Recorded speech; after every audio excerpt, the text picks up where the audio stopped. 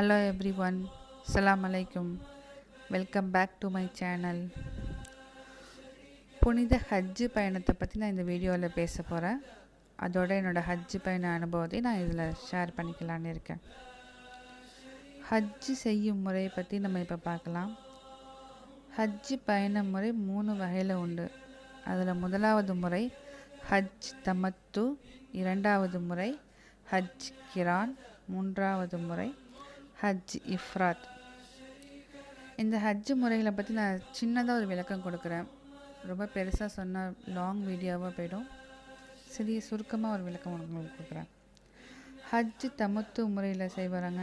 2 எஹ்ராம் செஞ்சு அது முதலாவது எஹ்ராமில் அவங்களோட உம்ராவை முடிச்சுட்டு காத்திருந்து திருப்பியும் எஹ்ராம் எடுத்து ஹஜ்ஜுடைய கடமைகளை முடிப்பாங்க. தமத்து முறையில் ஹஜ்ஜு செய்கிறவங்களுக்கு ஹதி ஆடு குர்பானி கட்டாயம் கடமையாக்கப்பட்டிருக்கு. இரண்டாவது முறை ஹஜ் கிரான். கிரான் முறையில் ஹஜ்ஜு செய்கிறவங்களுக்கு ஒரே இஹ்ராமில் உம்ராவையும் ஹஜ்ஜையும் சேர்ந்து முடிக்கணும். இந்த முறையில் ஹஜ்ஜு செய்கிறவங்களுக்கும் ஹதி ஆடு குர்பானி கட்டாயம் கடமையாக்கப்பட்டிருக்கு. ஹஜ் இஃப்ராத். இந்த முறையில் ஹஜ்ஜு செய்கிறவங்க இஹ்ராம் செஞ்சு ஹஜ்ஜுடைய கடமைகளை மட்டும் முடிப்பாங்க. அதனால் இந்த இஃப்ராத் முறையில் ஹஜ்ஜு செய்கிறவங்களுக்கு ஹதி ஆடு குர்பானி கட்டாயம் கடமை கிடையாது. இஃப்ராத் முறையில் தான் நாயகம் ரசூலுல்லாஹி ஸல்லல்லாஹு அலைஹி வஸல்லம் அவங்களும் அவங்களுடைய ஹஜ்ஜு பயணத்தை நிறைவேற்றினாங்கன்னு சொல்லி நான் பயானில் கேட்டிருக்கேன். நானும் என்னோடய ஹஸ்பண்டும் இஃப்ராத் முறையில் தான் எங்களோட ஹஜ்ஜு பயணத்தையும் நாங்கள் நிறைவேற்றினோம். துல் ஹஜ்ஜி பிறை 7 இசா தொழுகைக்கு பிறகு ஹஜ்ஜு குரூப்பில் பஸ் அரேஞ்ச் பண்ணி ஹாஜிகள் எல்லாம் பஸ்ஸில் மினா டென்ட்டுக்கே அழைச்சிட்டு போயிட்டாங்க. இதை 1 மணி போல் போய் நாங்கள் டென்ட்டில் ரீச் ஆகிட்டோம். துல் ஹஜ்ஜி பிறை 8 மினாவுடைய நாள், ஹஜ்ஜு பயணத்தோட முதல் நாள். இந்த நாளில் செய்யக்கூடிய அமல்களை நான் சுருக்கமாக சொல்கிறேன். 5 வேளை ஃபர்லு தொழுகைன்னு தொழுதுட்டு ரெஸ்ட் எடுக்கிறது மட்டும்தான் மினாவுடைய நாளோட அமல். நம்ம வீட்டை விட்டு புறப்பட்டு 5 நாள் ஹஜ்ஜு பயணத்தில் இருக்கிறதுனால நம்ம பயணிகள் ஆகிட்டோம். அதனால் ஃபர்லான தொழுகையில் 4 ரக்காயத்து தொழுகக்கூடிய தொழுகையான லுஹர், அசர், இசா, அந்த 4 ரக்காயத்து பதிலாக அந்த 4 ரக்காயத்தை சுருக்கி கசர் செஞ்சு 2 ரக்காயத்தை நம்ம தொழுதுக்கணும். இசா தொழுகைக்கு அப்புறம் அரஃபாவுடைய மைதானத்துக்கு எங்களை அழைச்சிட்டு போயிட்டாங்க. நாங்கள் ட்ரெயினில் கிளம்பி அரஃபாவுடைய மைதானத்தில் உள்ள டென்ட்டுக்கு போயிட்டோம். நைட்டு ஒரு 1 மணி போல் நாங்கள் டென்ட்டில் போய் ரீச் ஆகிட்டோம். துல் ஹஜ்ஜி பிறை 9 அரஃபாவுடைய நாள். இந்த நாளில் ஹாஜிகள் செய்யக்கூடிய அமல்களும் அரஃபாவுடைய சிறப்பு அம்சங்களும். ஜபல் ரஹ்மான். ரசூலுல்லாஹி ஸல்லல்லாஹு அலைஹி வஸல்லம் அவர்கள் தங்களுடைய இறுதி ஹஜ்ஜி பயணத்தின் போது சஹாபாக்களுக்கு பிரசங்கம் செய்த இடம்தான் ஜபல் ரஹ்மான். நமீரா பள்ளிவாசல். ஆண்டுக்கு ஒரே ஒரு நாள் மட்டும்தான் அந்த பள்ளியில் தொழுகை நடக்கும். அரஃபாவுடைய நாள் மட்டும் லுஹருடைய வக்கத்தையும் அசருடைய வக்கத்தையும் ஒரு பாங்கு 2 இக்காமத் சொல்லி ஜம்மு கசராக தொழுகை நடைபெறும். நமீரா பள்ளிவாசலில் மட்டும்தான் தொழுகை நடக்கும் அப்படின்லாம் இல்லை. ஹாஜிகள் தங்கியிருக்கும் ஒவ்வொரு டென்ட்லேயும் இமாம்கள் தொழுகை வைப்பாங்க. அங்கேயும் தொழுதுக்கலாம். நமீரா பள்ளிவாசலுக்கு போகிறவங்க அங்கேயும் தொழுதுக்கலாம். நானும் என்னோடய ஹஸ்பண்டும் நமீரா பள்ளிவாசலில் தான் எங்களுடைய லுஹர், அசர், ஜம்மு கசர் தொழுகையை நாங்கள் தொழுதோம். கேட்கும் துவா கபுல் செய்யக்கூடிய இடமாக அரஃபா இருப்பதனால ஹாஜிகள் அதிகமான பாவ மன்னிப்பு கேட்டுக்கணும். இன்னும் சொந்த துவாக்களையும் கேட்டுக்கலாம். 3ஆம் கலிமா, 4ஆம் கலிமா, சலவாத்து, தஸ்பீஹு அதிகமாக ஓத வேண்டும். அசருடைய வக்கத்து வரைக்கும் தான் ஹாஜிகள் அரஃபாவில் இருக்கணும். அதுக்கப்புறம் கிளம்பி முஸ்தலிஃபாவுக்கு வந்துடணும். முஸ்தலிஃபாவில் ஒரு பாங்கு 2 இக்காமத் சொல்லி மகரிபுடைய தொழுகையும் இசாவுடைய தொழுகையும் ஜம்மு கசர் சொல்லி தொழுதுட்டு இரவு அங்கேயே தங்கிடணும். சைத்தானுக்கு கல் எறியக்கூடிய கல்லெல்லாம் முஸ்தலிஃபாவில் தான் இருக்கும். அதை நம்ம கலெக்ட் பண்ணி ஒரு சின்ன பவுச்சில் இல்லாட்டி ஒரு வாட்டர் பாட்டிலில் எடுத்து வச்சு. துல் ஹஜ் பிறை 10 இன்றைக்கி ஹாஜிகள் செய்யக்கூடிய அமல்கள் சைத்தானுக்கு கல் எறிகிறது, ஆடு குர்பானி கொடுக்கறது, தலைமுடியை சுத்தம் செஞ்சுட்டு எஹ்ராமை களையிறது. சைத்தானுக்கு கல் எறியதை பற்றி நான் இப்போ சிறிய விளக்கம் கொடுக்குறேன். ஜமரா அல் அகபா, பெரிய சைத்தான். பெரிய 10 அன்னைக்கு பெரிய சைத்தானுக்கு மட்டும்தான் கல் எறியணும். 7 கல்.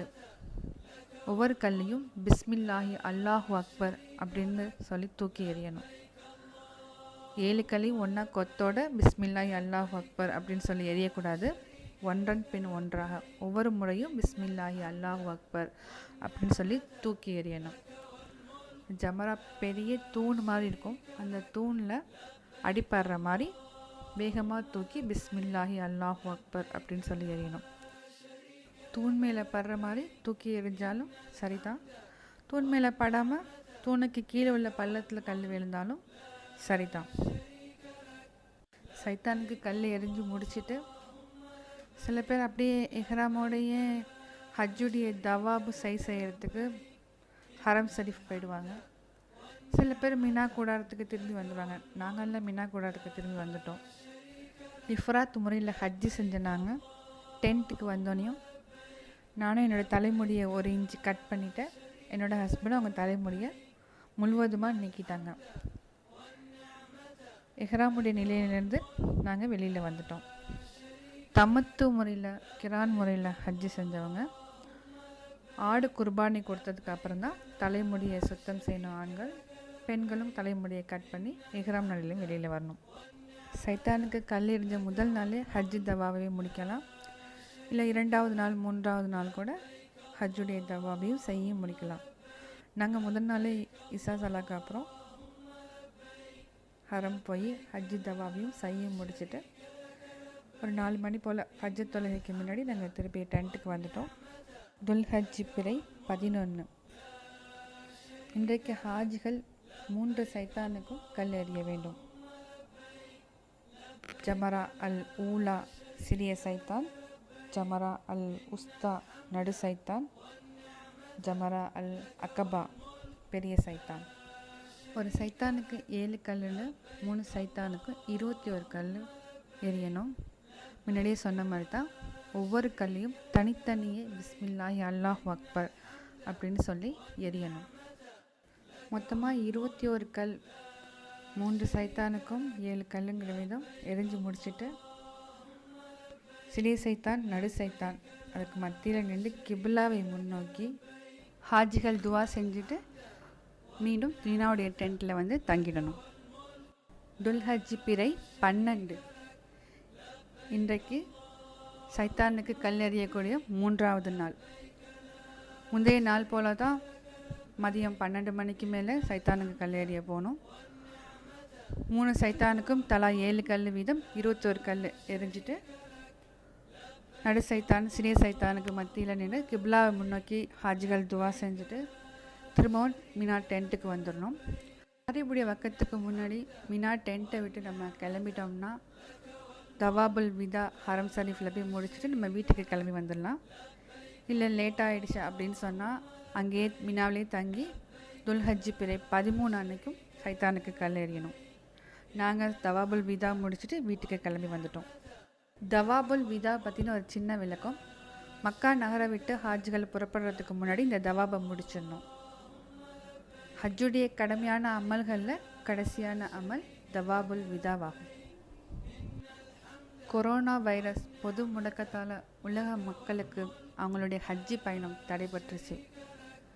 சவுதி அரேபியாவில் வாழக்கூடிய மக்களுக்கு ஒரு சில மெடிக்கல் கண்டிஷனோட ஹஜ்ஜி பயணத்தை தொடர கவர்மெண்ட் பர்மிஷன் கொடுத்துருக்காங்க. இன்ஷா அல்லாஹ் அடுத்த வருடம் யாரெல்லாம் ஹஜ்ஜி பயணம் நியத்து வைக்கிறாங்களோ அவங்களுடைய ஹஜ்ஜெல்லாம் எந்த தடையும் இல்லாமல் நிறைவேற்ற வல்ல ரஹ்மான் துணை செய்வானாக. 2018 நான் என் கணவர் என்னோடய அண்ணன் 3 பேரும் எங்களுடைய ஹஜ்ஜி கடமையை நிறைவு செஞ்சோம். அந்த எக்ஸ்பீரியன்ஸ் தான் நான் உங்கள் கூட ஷேர் பண்ணியிருக்கேன். இந்த வீடியோ பிடிச்சிருந்தா லைக் பண்ணுங்கள், ஷேர் பண்ணுங்கள், என்னோடய சேனலுக்கு சப்ஸ்கிரைப் பண்ணுங்கள். அஸ்ஸலாமு அலைக்கும்.